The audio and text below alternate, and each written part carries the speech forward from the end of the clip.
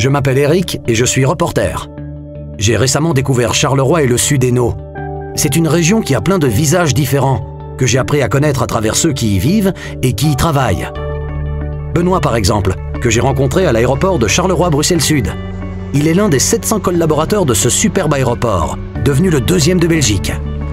L'année dernière, plus de 4 millions de passagers sont passés par ces terminaux, connectés à plus de 60 destinations en Afrique et en Europe. Et en parlant de passagers, voici Aurore. Elle est chimiste au Biopark et doit justement se rendre en Irlande pour un congrès scientifique. Le Biopark, c'est un satellite de l'ULB. L'université bruxelloise a installé ce labo sur le site de l'Aéropole, juste à côté de l'aéroport. Cette Silicon Valley belge abrite plus de 160 entreprises à la pointe, industrie high-tech et biochimique. Mais l'Aéropole n'est pas le seul endroit en pleine expansion dans la région. Demandez plutôt à Ludo.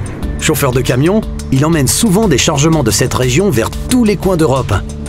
Il n'en revient pas de la quantité de marchandises qu'il doit livrer en ce moment. C'est beau une région qui produit autant. Ah, là c'est Nathalie. Cette charmante fleuriste est une Carolo de cœur et d'âme. Elle aime sa ville, et lorsqu'elle ne travaille pas dans sa boutique, elle adore aller sur les terrasses et dans les restos du centre-ville. À moins qu'elle ne prenne des photos, son autre grande passion. Et c'est pas par hasard que son lieu favori est le musée de la photographie. Ce paradis de la pellicule est le plus grand d'Europe. Mais il n'y a pas que dans les musées qu'il y a de belles images à regarder.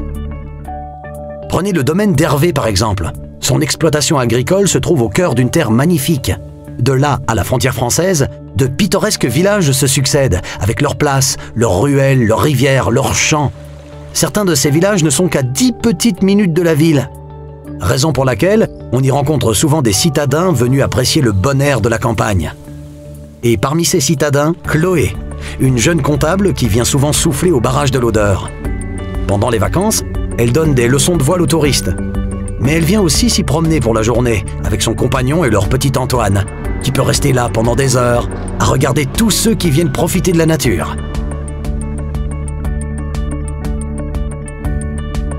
Chaque personne a son récit.